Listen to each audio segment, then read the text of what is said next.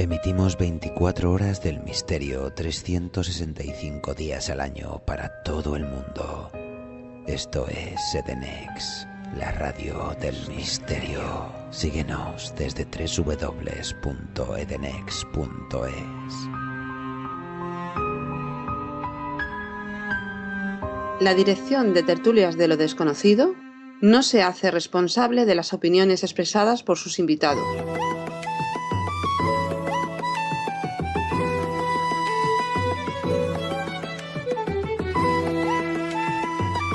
Comienza Tertulias de lo Desconocido. Dirige y presenta Pedro Manuel Girón.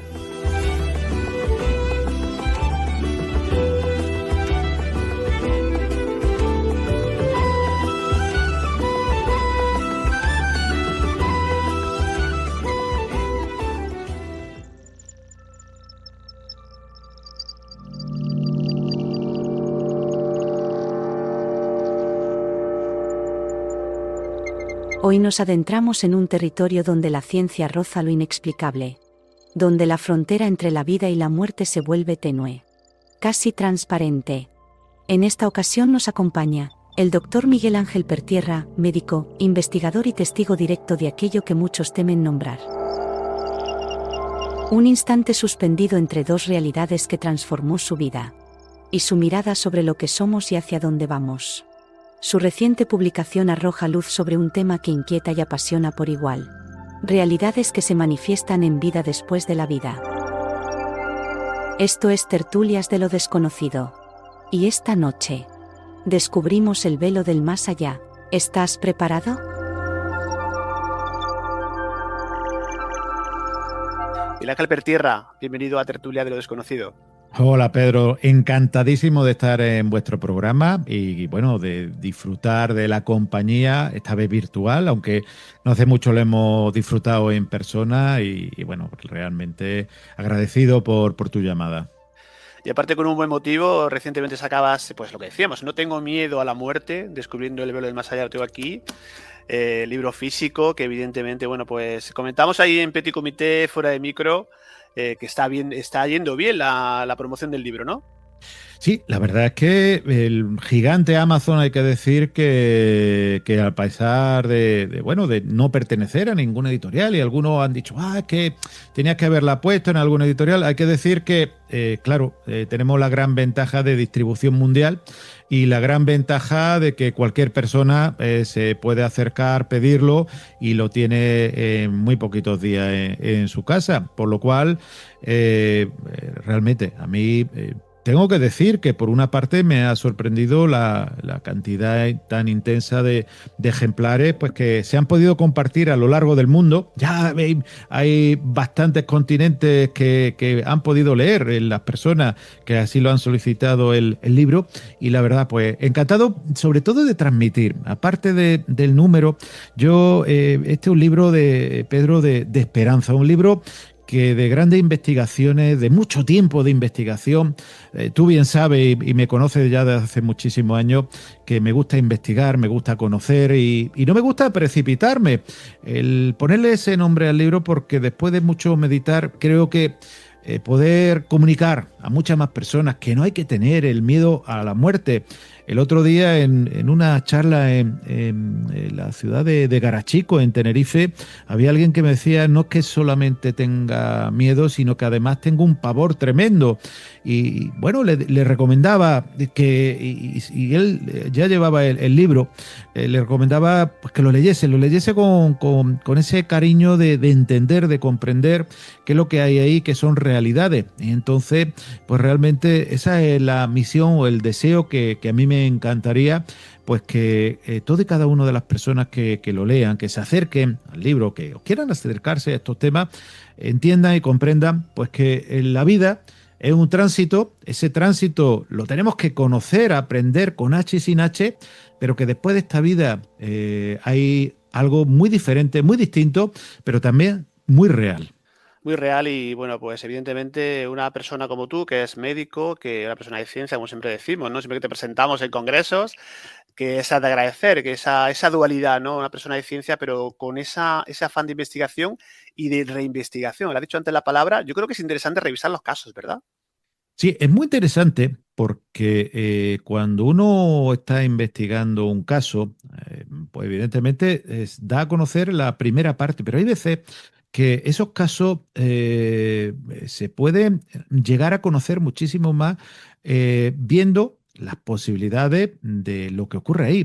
Por ejemplo, utilizando técnicas de primer orden como resonancias magnéticas funcionales, diadema de flujo, utilizar otras técnicas como es la terapia regresiva o el diagnóstico regresivo, donde podemos encontrar pues muchos elementos que en algunos casos hemos podido constatar como reales. Hay que decir que es tan interesante porque el poder conocer o el poder, por ejemplo, tener el lujo de que uno de estos casos ya investigado lo pueda reinvestigar un especialista en oftalmología y nos dé la concienciación y la certeza de que esa persona jamás pudo ver físicamente lo que ocurría en el quirófano, claro, nos da pues un ánimo más y un punto más a lo que se ha vivido allí, es algo completamente real. Por eso el interés de reinvestigar algunos de esos casos que siempre te han llamado la atención y que con todos esos medios, con, ya digo, utilizando pues todos los recursos actualmente y posiblemente dentro de un año podemos utilizar o podamos utilizar otros recursos diferentes, distintos y que aprendan a conocer más. Por ejemplo, en la criminología, hace unos años no se contaba con el ADN. Fíjate la cantidad de personas pues, que están obteniendo resultados, incluso de crímenes terribles, gracias al ADN. Pues esto es algo así. Podemos conocer y aprender cosas mucho más interesantes pues, con todos los medios que hoy en día contamos. Imagina, Miguel Ángel, que tu caso, tu experiencia de ECM, digamos que te la cuentan a ti como tú eres profesional médico y alguien, el caso tuyo, te lo cuenta otra persona, ¿no? ¿Tú qué explicación le darías? Pues evidentemente lo primero que haría lo que hice yo, irme al historial médico de qué es lo que ocurrió en ese momento. La suerte y la ventaja es que todo lo que sucedió ocurrió en una sala de urgencia de críticos de un hospital, donde se apunta a absolutamente todo, pero absolutamente todo, desde lo que le quitan a la persona de ropa, a los objetos personales, a lo que ocurre minuto a minuto, segundo a segundo, todos esos eventos que en otro lugar no podría hacer. O sea, lo primero, constatar en el historial médico qué es lo que ocurrió. Si se puso medicación que pudiesen explicar estos procesos, si ocurrió algo en la actividad neuronal o cerebral, cardíaca y respiratoria de esta persona. Cuando esta persona, que como fue en mi caso, vi entrar una serie de personas, uno, en un caso un familiar y en otro caso un compañero, podés constatarlo después con los especialistas determinados, con esas personas determinadas que habían entrado, que incluso en uno de los casos la habían llevado a una habitación determinada y constatar que así era. Claro, cuando ya descartas pues que no es causa orgánica, cuando constatas que un especialista saca a un familiar y lo lleva a una habitación determinada que estaba, en mi caso, viéndolo desde arriba, como el que ve pues los muros de una obra de teatro y que realmente la puede sobrellevar y que puede sobrepasar lo que es el techo. Y cuando ve que un compañero entra en esa habitación y vuelve a salir, pues claro, tienes que decir, y yo en este caso, si fuese médico, diría que es un caso inexplicado, es un caso de experiencia cercana a la muerte, que evidentemente no puedo constatar qué es lo que ocurrió, pero sí sé lo que no ocurrió y que no fue algo físico lo que le sucedió a esta persona. Claro, tú se lo cuentas a compañeros, imagino, ¿no? No sé si lo hiciste inmediatamente o te lo guardas un tiempo, que eso creo que algo de eso cuentas en el libro, ¿no? Creo que, digamos que hay un tiempo en el cual estás tú pensando y asimilando todavía lo que te haya pasado y seguramente seguidamente se lo comentas a algún compañero y también intentan buscar esa explicación lógica, médica, científica, pero no la había, evidentemente, claro. Claro, yo o sea, tardo 9 meses en contárselo a la persona más cercana que tenía en aquel momento, porque evidentemente, uno no piensa que va a tener una experiencia cercana a la muerte. Es más, al haber investigado otra experiencia cercana a la muerte, todavía incluí más requisitos para darla como tal. Y para darla a conocer, evidentemente, tenía que estar muy seguro que no fuese una ilusión, una alucinación, una alucinosis, un proceso medicamentoso. Todo eso tenía que excluirlo. Cuando ya estuve seguro de que lo que había vivido, lo que me había fascinado era una experiencia cercana a la muerte, pude empezar a transmitirlo. Aún así, tardé tiempo en comunicarlo al mundo exterior, para que me entiendan tus oyentes, Pedro, porque es difícil a veces encontrar un foro que entienda qué es lo que sucede y que realmente pueda uno comunicar abiertamente. Hasta que ya en un momento determinado decidí que era positivo comunicarlo, y de todas formas un entorno cercano era el que lo conocía. Pasaron ya muchos años cuando ya, bueno, lo constaté y lo trasladé a los programas de difusión, a texto, y que realmente para mí fue difícil porque era el dintel tan alto de que lo que había pasado ahí, que tenía que estar seguro que cuando transmito algo sea la verdad absoluta. Un capítulo de tu libro, Miguel Ángel, se llama No es tu momento, que es muy interesante, ¿no? ¿Piensas que en tu caso así es? ¿Es como que tienes que vivir esa experiencia por y para algo? Y claro, la pregunta que va a continuación también, es dos preguntas en una, ¿no? ¿Qué cambia en tu vida después de aquel accidente y la posterior CM? Claro, el no es tu momento es lo que ocurre a muchos pacientes, muchas personas que tienen una experiencia cercana a la muerte. Pero a veces ese no es tu momento, es una persona o un personaje el que lo comenta, un ser.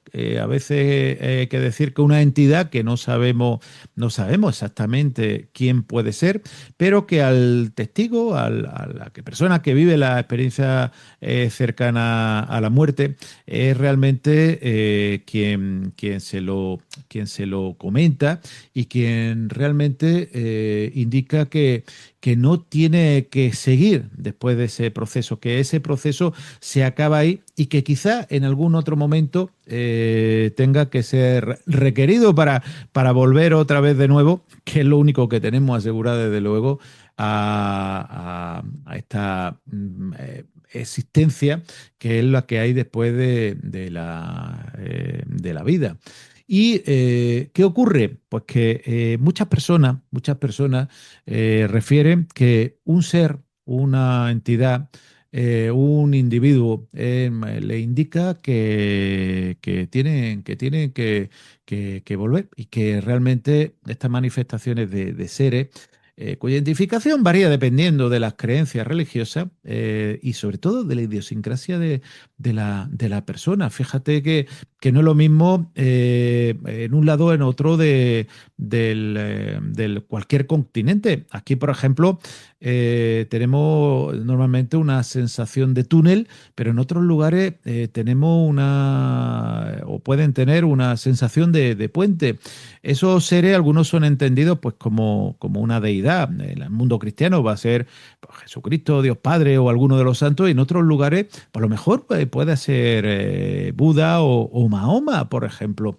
Y lo que desde luego sí lo que ocurre es que cuando vuelve con una transmutación, con una metamorfosis, con un cambio realmente intenso. A unos les dura más el realizarlo, otros lo hacen inmediatamente, y esa metamorfosis gira 180 grados. La persona realmente lo que hace es reemprender su vida, reconocer lo que ha sucedido y empezar a disfrutar, porque muchas veces, Pedro, nos convertimos en turistas de nuestra vida, y realmente hay que ser verdaderos viajeros para poder disfrutar nuestra vida. Eso es lo que en muchísimos casos la experiencia cercana a la muerte te enseña. Y sobre todo algo principal y fundamental, que no hay que tener miedo a la muerte, porque después de esta vida tenemos otra que prosigue. Esa falta de miedo hace que vivas más plenamente, que no tengas esas cortapisas del terror, de la angustia, de que cuando se acaba la vida todo finaliza, que cuando un familiar tuyo pues fallece, ese familiar se ha ido a la nada, todo lo contrario, va a tener una existencia plena y posiblemente, y tenemos constatación que en muchos de los casos van a ir a acompañarte en esos últimos momentos y en esos primeros momentos después del fallecimiento. Por lo cual, fíjate, tan importante de ese último momento donde te dicen pues que no tienes que continuar, sino que va a volver cuánto y cuánto se puede aprender con H y sin H. Estás escuchando Tertulias de lo Desconocido.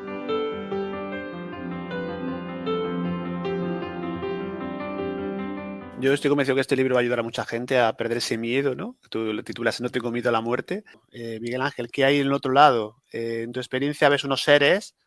Seguro que has pensado mucho sobre esa procedencia, si son de otro plano, si son de índole extraterrestre. Seguro te lo han preguntado y no sé exactamente si has llegado a alguna conclusión. Pues me lo he preguntado, lo he meditado, también alguna regresión y sigo encontrando lo mismo, seres antropomorfos, lo tengo claro, no sé si eran hombres o mujeres, en una neblina azulada, anaranjada, donde la sensación de paz, bienestar y tranquilidad era brutal, tremenda, pero que no sé quiénes eran, no sé, yo no pude reconocer absolutamente a ningún familiar, a nadie conocido, no tuve la ocasión de saber quién era. Otras veces, otros pacientes, otras personas que han tenido la experiencia cercana a la muerte, otros testigos, sí han reconocido a diversos familiares, a diversos amigos, incluso en algún caso algún animal de compañía. Recuerdo un caso de un paciente que, bueno, tuvo una experiencia cercana a la muerte, no me voy a alargar, vio un niño pues con unos ojitos tristes, con unos pantaloncitos cortos, con un estado muy famélico y que le acompañaba una serie de seres y le llamaba la atención que también era un perro. Yo siempre cuento el caso del niño de los ojos tristes, donde ese niño al final era un amiguito de su madre, pues que había fallecido de pequeñito de la tisis, de la tuberculosis.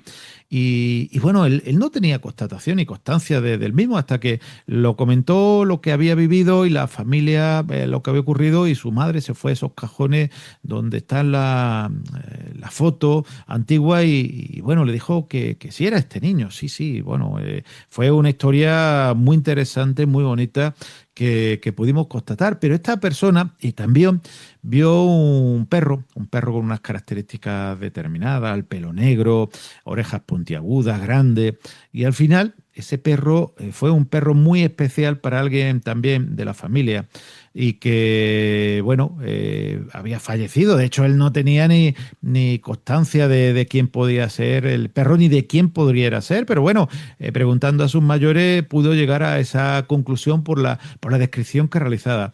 Así que fíjate qué cantidad de tipos de seres están ahí en ese otro lado, que todos vamos a conocer.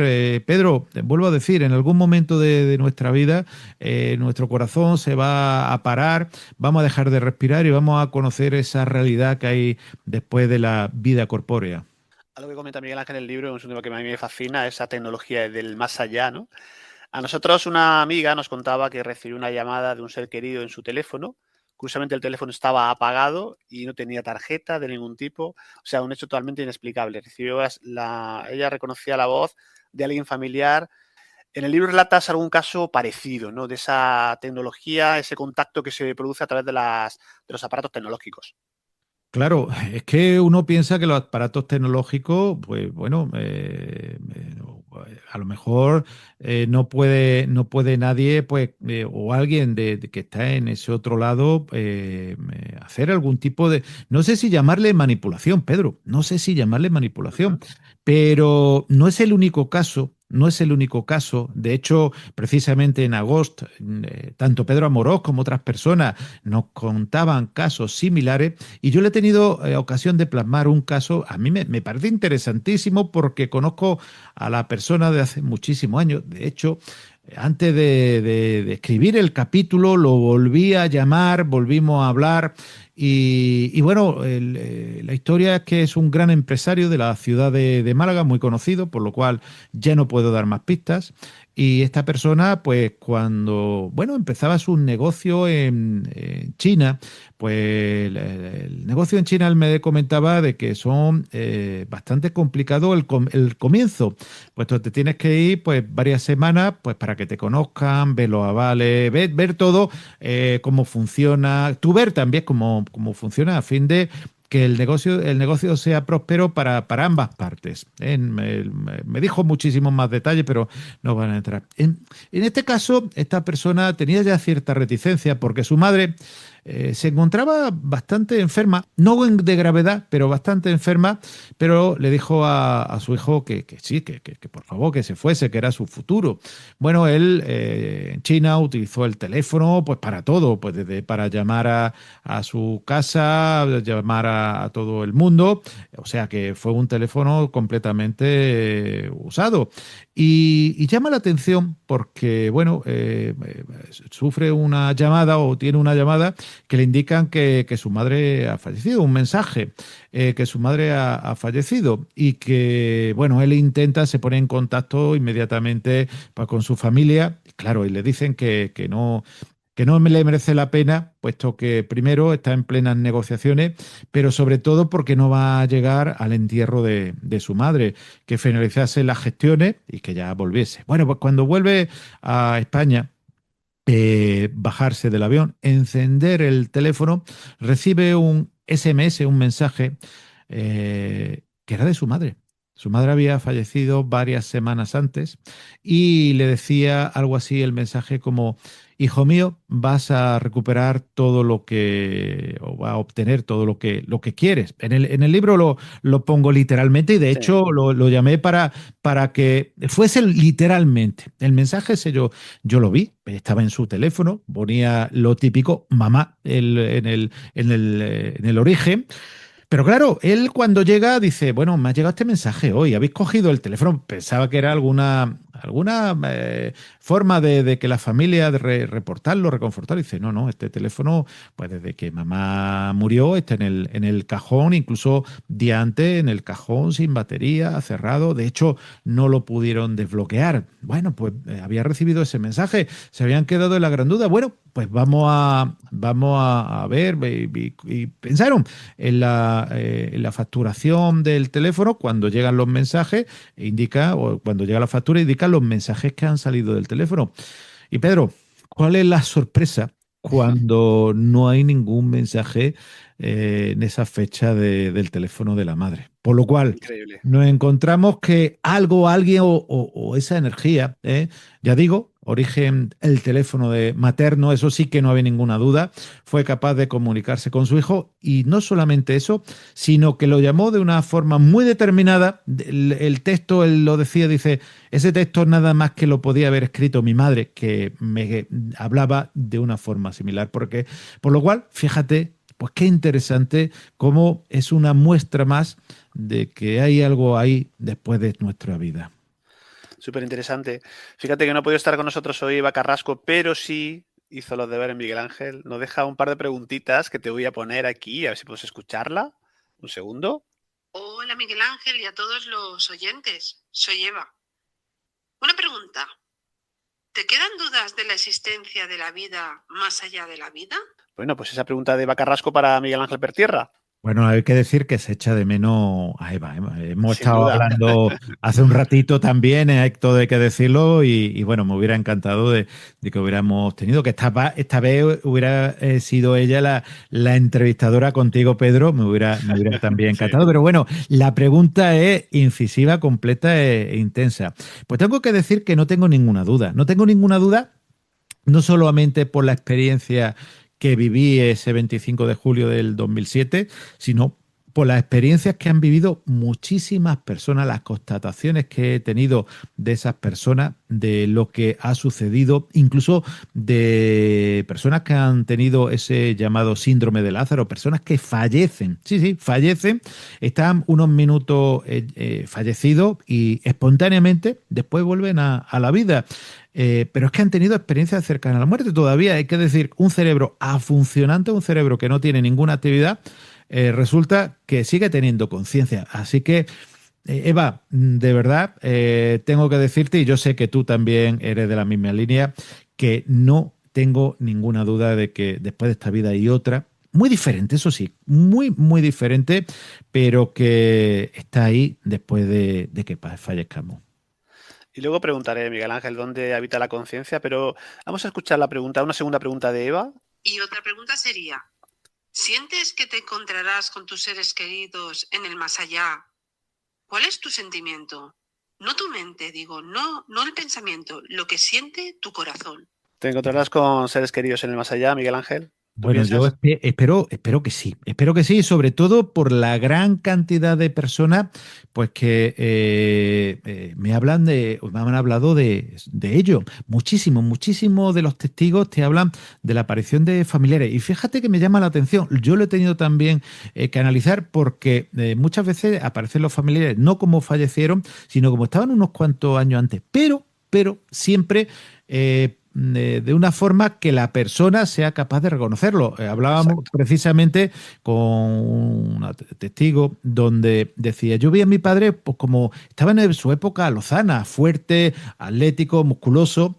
Claro, fíjate que si el padre se le presenta como un niño, a lo mejor no lo reconoce, pero si se presenta a esos familiares de esa forma, y además de una forma muy activa, de una forma muy concreta, de una forma que el aspecto es bueno, realmente hace que todavía tu regocijo sea mayor. Así que yo espero encontrarme a esos familiares, bueno, y a esos también. Yo tengo que decir que para mí también son familiares de cuatro patas, pues que he tenido a lo largo de mi vida.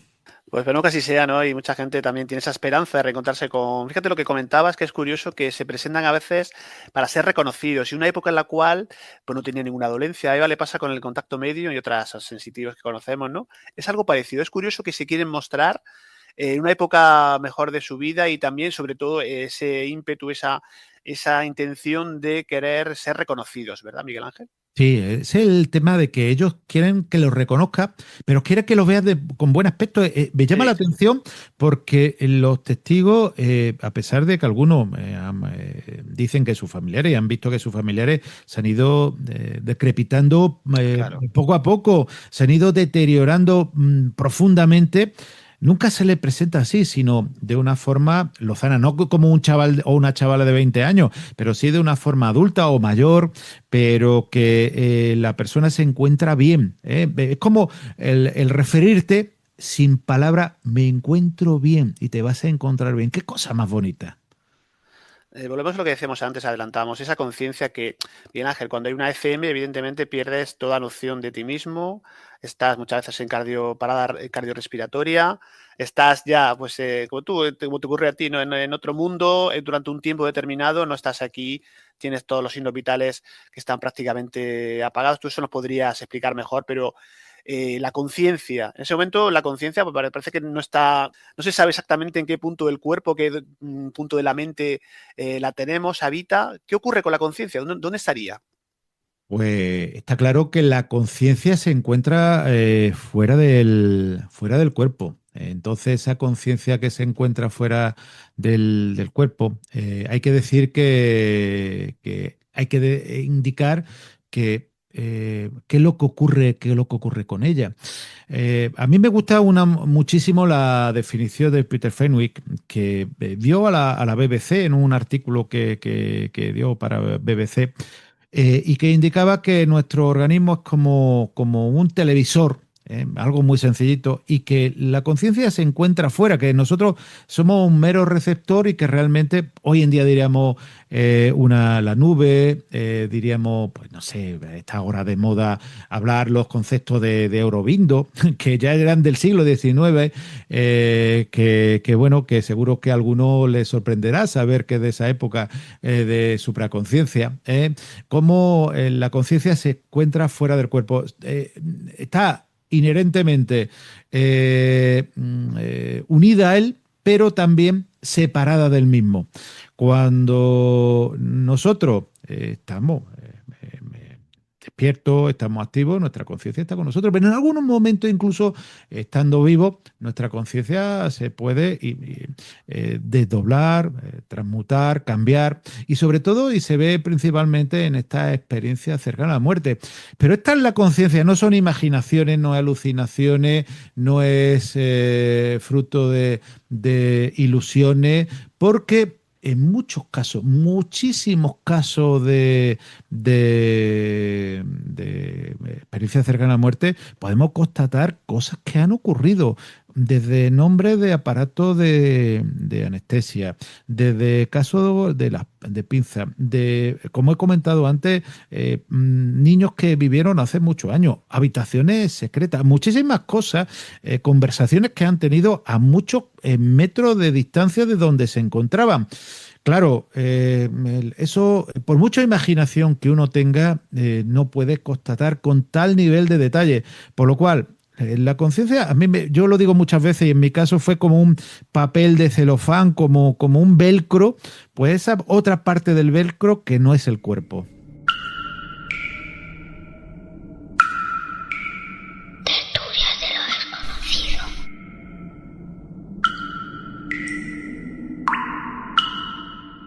En esa ECM, Miguel Ángel, ¿recuerdas algún olor? No sé si te lo han preguntado alguna vez. ¿Algún sabor, algún olor? ¿Tuviste algo así parecido o no? No tuve ningún sabor, ningún olor, ningún tipo de efecto sinestésico, aunque sé que hay testigos que han tenido olores, sabores de elementos que han retrotraído incluso a la infancia. Claro, eso podía a lo mejor pensar uno que eran efectos a nivel cerebral. Pudieran ser. Ya sabemos que cuando se irritan ciertas neuronas podemos tener una serie de alucinaciones, no solamente auditivas, visuales, sino olfatorias, gustativas o táctiles. Pero ya digo que hay muchas personas que incluso refieren esos lugares pues con una serie de sensaciones, y sobre todo muchas veces esa sensación táctil que la persona pueda tener. Fíjate, en esas experiencias cercanas a la muerte, como la tuya, pues hablamos de conversaciones de la sala que la persona desde arriba visualiza, esos procedimientos médicos que están haciendo el personal sanitario, ¿no? Con la persona que está en ese momento atendiéndola. Y a mí lo que me fascina es el poder localizar e identificar objetos, ¿no? Que luego recuerdan, cuando cuentan la ECM, claro, si estás fuera evidentemente, si estás inconsciente, ¿cómo puedes visualizar objetos tan claros? ¿Cómo puedes identificarlos, Miguel Ángel? Claro, por eso digo, son esos elementos de constatación. De hecho, el doctor Sam Parnia en Estados Unidos está intentando hacer algo similar, provocado, o sea, de poner el objeto y que la persona se lo pueda detectar. Claro, eso puede ser muy aleatorio, pero hay casos, por ejemplo, estudiado por el doctor Enrique Vila, donde uno de sus pacientes, uno de sus testigos que él pudo investigar, hablaba de una zapatilla en un alféizar de una ventana. Él de una parte del hospital que no daba a la ventana del enfermo, todo hay que decir. Bueno, él se desplazó a la habitación donde indicaba, porque le indicaba el piso, le indicaba el lugar, y pudo observar que existía esa zapatilla en el alféizar. Pero claro, fíjate que no solamente pueden ver objetos, sino situaciones como que su hijo, del paciente o de la persona, que en este caso estaba en un coma inducido y que estaba en un estado de desdoblamiento donde su conciencia pues se encontraba fuera de su cuerpo. Nota que cuando le llaman a la familia, a la mujer por teléfono, estamos hablando de una época que no existían los móviles, ni se lo esperaba. Se pone tan nerviosa la mujer que uno de sus hijos se pega contra el quicio de una puerta y la persona, el enfermo, cuando se despierta, lo primero que pregunta es cómo está su hijo del golpe en la frente. Claro, muchos casos de esos podríamos hablar, Pedro, donde la persona constata una serie de objetos, incluso llaves, incluso pues otros elementos que ver que han perdido y que saben dónde está. Y estamos hablando de pacientes y de personas de todo el mundo. De hecho, ya Raymond Moody hablaba de estos casos. Esos son los casos que más te asombran, porque constatan una serie de situaciones que claro, en nuestro conocimiento diríamos que es inexplicable, aunque a mí siempre me gusta decir inexplicado, porque desde luego la explicación, según la navaja de Ockham, sería la más sencilla, y es que su conciencia estaba visitando en aquel momento aquel lugar. Que esta entrevista está llena de sorpresas, estaba antes Eva Carrasco, pero también hemos podido contactar con una persona que se llama Ana Rosa Castro, que no sé si te suena de algo. Uy, me suena de algo, sí. Suena de algo. Fíjate, la hemos liado para que no te pregunte, no sé si... Vamos a ver qué me ha preguntado Ana. Ana es mi mujer, para aquellos que todavía pues no sepan, sí, cuéntame. De hecho, fíjate que me contaba ella, no sé si tú te has dado cuenta, estabas ahí en el momento que tú no, que te has ido, me has escrito, me decía que este libro pues ha sido para ti un reto, ¿no? Una especie de terapia, decía, para Miguel Ángel este año. Y ella te quiere preguntar por ese esfuerzo que supone tantos años de investigación, Miguel Ángel, y eso que decíamos antes, fíjate, esa reinvestigación de muchos casos, dice, un esfuerzo que no se reconoce y que ella ha vivido, dice, yo he vivido con él de primera mano, o sea que para empezar ese esfuerzo y bueno, y todo un reto que ha sido este libro, ¿verdad? Ha sido un reto porque, como bien saben muchos de tus oyentes, Pedro, y tú mismo también, y Eva, por supuesto, el año 2024 fue un año muy complicado, puesto que sufrí una caída, un desplazamiento vertebral y bueno, una complicación brutal que me llevó a una intervención bastante complicada y que, bueno, me ha permitido de nuevo retomar ciertas cosas, por lo cual ella lo ha vivido en primera persona. Y un reto porque hacía muchos años, desde el año 2017, no volví a escribir un libro, aunque había escrito pues muchísimos textos de todo tipo. De hecho, hoy posiblemente os haya mandado el mensaje pues cuando yo estaba escribiendo el prólogo para un libro, muy probablemente, porque yo me encierro, me aíslo, hay que decir que el anecdotario que mi perrita Kirita, cada vez que me ve que aparezco con el ordenador portátil, que es donde suelo escribir los textos por comodidad, de los prólogos, los libros incluso, pues se viene conmigo pues como bueno, una lanzadera, ¿eh? Algo que la ley de la atracción está ahí. Y la verdad es que es un esfuerzo brutal. Llevaba muchísimos años con muchísimas de las investigaciones. Y después hemos reinvestigado, y Ana lo conoce, el tema este que he comentado de la oftalmóloga, que ha reinvestigado un caso para mí brutal, como es el caso que muchos le he llamado de la pinza tribalba, donde la paciente, el testigo, reconoce una pinza que prácticamente existen 4 o 5 nada más en un hospital general grande, donde nos dice incluso el color de las agujas que le están punzando o se le está punzando para quitar ese neumotor a tensión mientras está en fibrilación ventricular y que ojo, que durante mucho tiempo hemos estado investigando con una oftalmóloga buscando todas las posibilidades para poder darle una explicación científica y la oftalmóloga, la doctora, no ha sido capaz de dar esa explicación porque dice que no la tiene, lo cual fíjate que es importante.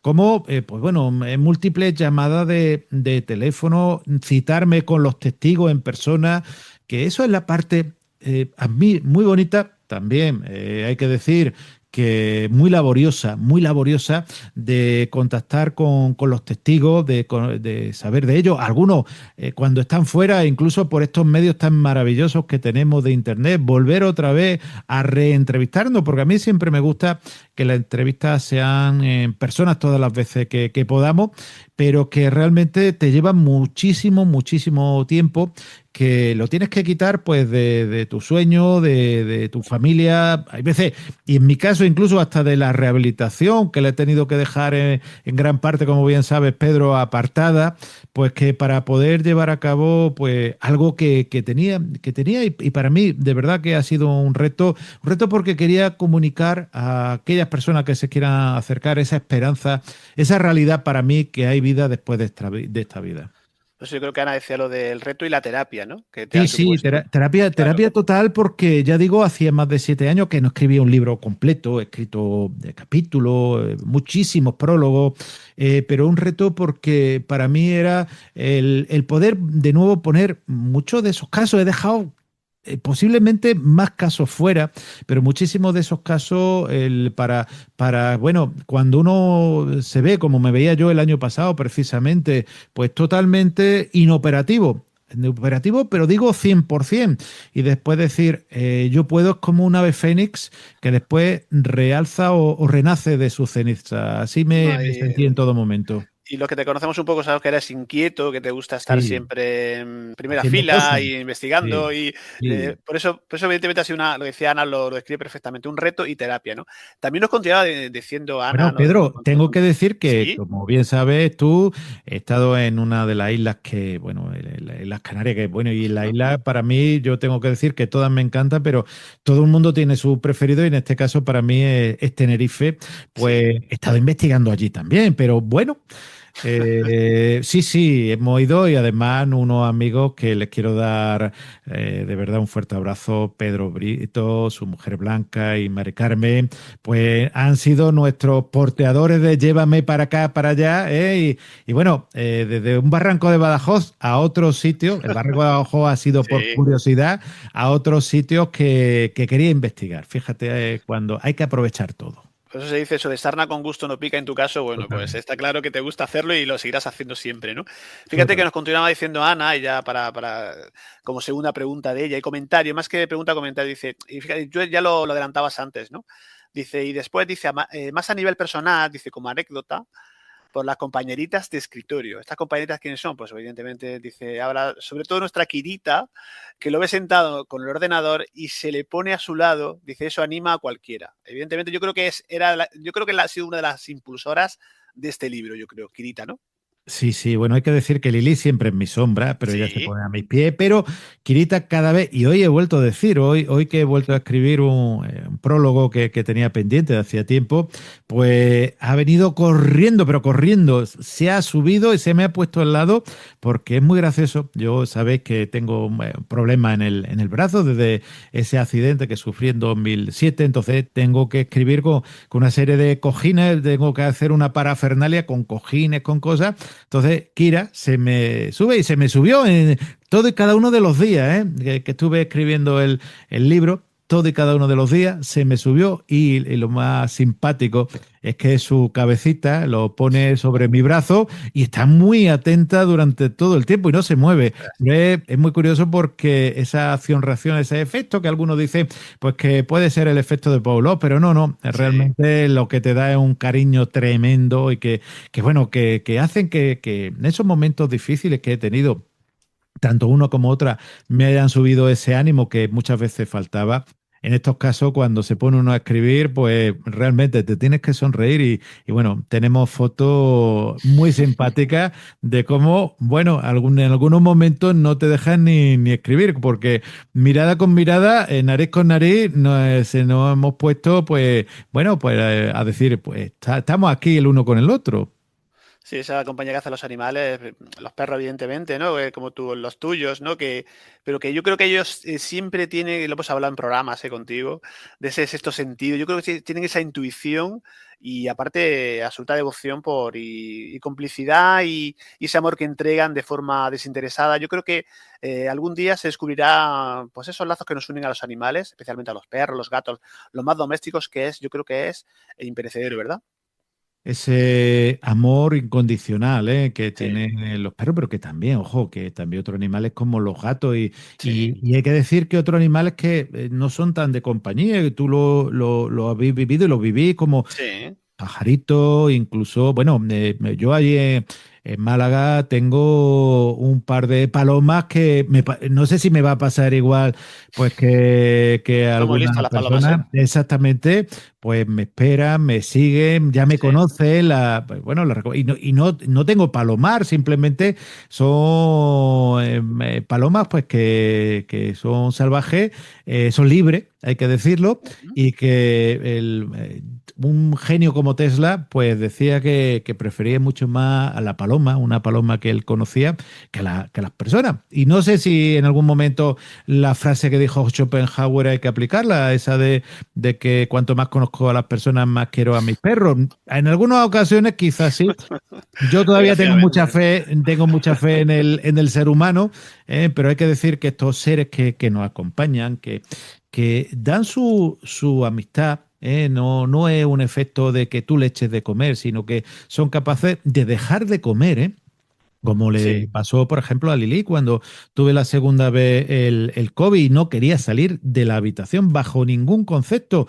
Él se negó a comer y ya sabemos que ella, su ilusión de 24 horas al día es poder comer lo que sea, por lo cual hay que decir que el no dejar de comer es la única preocupación que nosotros podemos tener con ella. Y de hecho, ahora que ha estado malita hace unas semanas que precisamente compartíamos en Valencia el congreso que Ángel Beitia y la Asociación Valenciana organizaban y que realmente, pues hay que decir que el dejar de comer es el síntoma muchas veces de una enfermedad, ¿no? sí, sí. En estos casos, que alguien voluntariamente, como un perro bueno, que lo que quiere es comer y alimentarse, pues lo deje, hay que decir que te dan lo máximo. Otras veces, incluso, en algún caso, tenía una perrita que me cedía su hueso, que era su tesoro, el tesoro más grande que tenía, me lo llevaba y con el morrito, como en las Eso sí que es películas, me lo amor, iba eso es dando. amor Sí, incondicional ya, sí, pero otra total, vamos. perrita que nunca he hablado de ella, que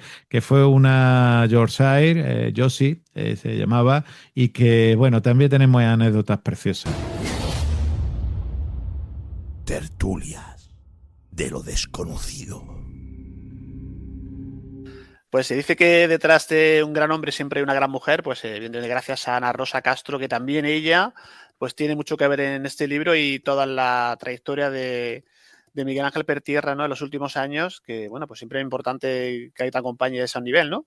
Bueno, es que ella es, como digo yo, en muchos casos, no solamente compañera, sino sufridora y muchas Claro, veces la que alienta a que siga ahí en la brecha y que siga haciendo cosas, porque sabe que cuando uno se para, la actividad no solamente física, sino mental sí. y humana, se para también. Entonces, yo creo que es como una simbiosis que tenemos el uno con el otro y que la vida pues por eso Mores del Destino, y vosotros bien lo sabéis, te Sí. acercan a personas en un momento determinado que hacen que disfrute uno de la vida.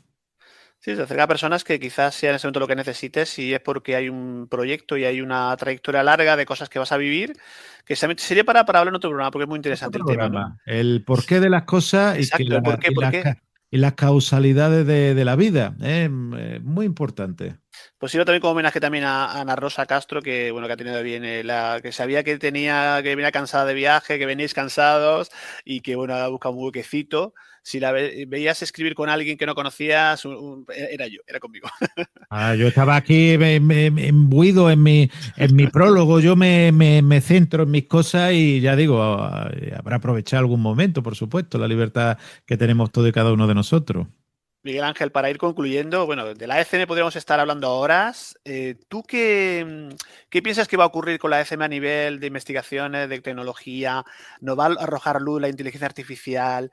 ¿Qué nos queda por conocer de ese proceso que se vive cuando pues, las personas relatan lo que te pasó a ti, que salen fuera de su cuerpo, que a veces ven seres, a veces ven una estancia, describen lo que hace el médico abajo con su cuerpo, que los están intentando reanimar? ¿Tú qué crees que a dónde nos dirige todo esto?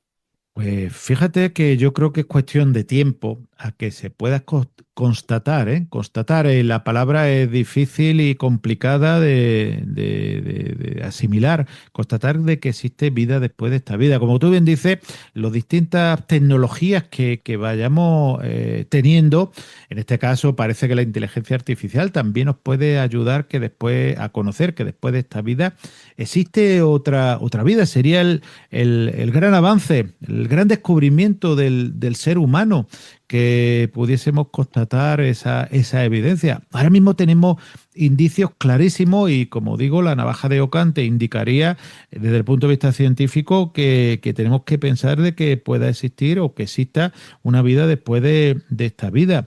Pero el poder constatarlo es cuestión de que las nuevas tecnologías, los nuevos conocimientos, pues vayan apareciendo poco a poco, y que realmente va a estar así. Lo iremos viendo a lo largo del tiempo, igual que hace unos años el que hablase o investigase una experiencia cercana a la muerte, poco más. Por ejemplo, en un hospital te llevaba a que tu jefe o el subdirector médico te citase a su despacho a que le des explicaciones, y hoy en día, que yo conozca, eso ya no ocurre, todo lo contrario, sino que en muchos hospitales, en muchos lugares del mundo se potencia el tipo de investigación, y lo que se quiere saber cuál es la causa, llegar al final. Yo creo que hoy en día, pues evidentemente vamos a ir constatando poco a poco qué es lo que ocurre, cómo ocurre, y tener la constancia científica de que eso es así. Evidentemente, teniendo a Miguel Ángel Pertierra que preguntar por la Rueda del Misterio, que bueno, pues ya son muchos años, no sé exactamente si son más de 12, 13, 14, ya no, tú me lo dirás. Son muchos programas, son muchas investigaciones. Cuéntanos qué es lo último que estáis proponiendo. Pues 15 años de la Rueda del Misterio, algo más de 15 años, muy cercano ya a los 2000 programas. Vosotros, Eva y tú, sois parte de ello, aunque bueno, ya sabemos que ha habido rumores por ahí, eso sí que es un misterio, como en mis tierras andaluzas, en nuestras tierras andaluzas, porque tú eres granadino también, Sí. hablan de la sin hueso, como había rumores de que alguien había dicho que no quería que participase en la Rueda del Misterio. Digo, ¡jo! Y yo diciendo, yo me estoy enterando ahora que yo he dicho eso. ¿Te acuerdas que lo estábamos Sí, hablando? no, y no sé, últimamente hace yo una publicación al respecto no del tema de la Rueda del Misterio, que también en otra ocasión lo hice, pero sí de esos rumores, de cosas que te enteras de que tú has hecho, que realmente, o que te llevas mal con una persona cuando realmente no te llevas mal, te llevas bien. O sea que Efectivamente. Y tuvimos el internet, constatación de dos sí, personas distintas que le exacto, habían contado lo mismo. exacto. Sí, sí, era Dicen que el muy rumor es el antes a la de la noticia, pero en este caso iban totalmente descaminados, porque ahí totalmente. te enteras de cosas de tu vida que ni tú mismo has hecho. O sea que Claro, pues eso es es curioso. importante. Eso es importante. Por eso digo que la Rueda del Misterio que seguís estando, y que, bueno, hay veces pues que venís más frecuente, otras veces tardamos más, pero por motivos de la vida de uno y de otro. Pues estamos ahí, un programa muy interesante que posiblemente cuando se emita este programa lo pueden escuchar nuestros oyentes, y bueno, que mientras vosotros queráis, yo encantado de conocer, porque son visiones de la misma realidad. Exacto. Y lo bonito es esa variedad de ideas, sobre todo con tolerancia de que hay veces que no la encontramos en esos haters, pero con tolerancia, y que cada uno después sea ecléctico y saque sus Claro. conclusiones, que es lo interesante, porque posiblemente ni nadie lleve la razón, ni nadie no la lleve, sino que haya que coger distintas partes para componer una verdad absoluta. No, y nos pasa a nosotros en las grabaciones contigo, que evidentemente no hay guión, hay un tema estructural que sí, que evidentemente te lo conoces, pero que a veces surge la discrepancia entre Eva y yo, porque es normal que tengamos a veces visiones distintas, y aparte yo creo que eso también creo que enriquece mucho al oyente. Claro, enriquece, porque tener ideas distintas no significa estar conmigo o estar contra ti.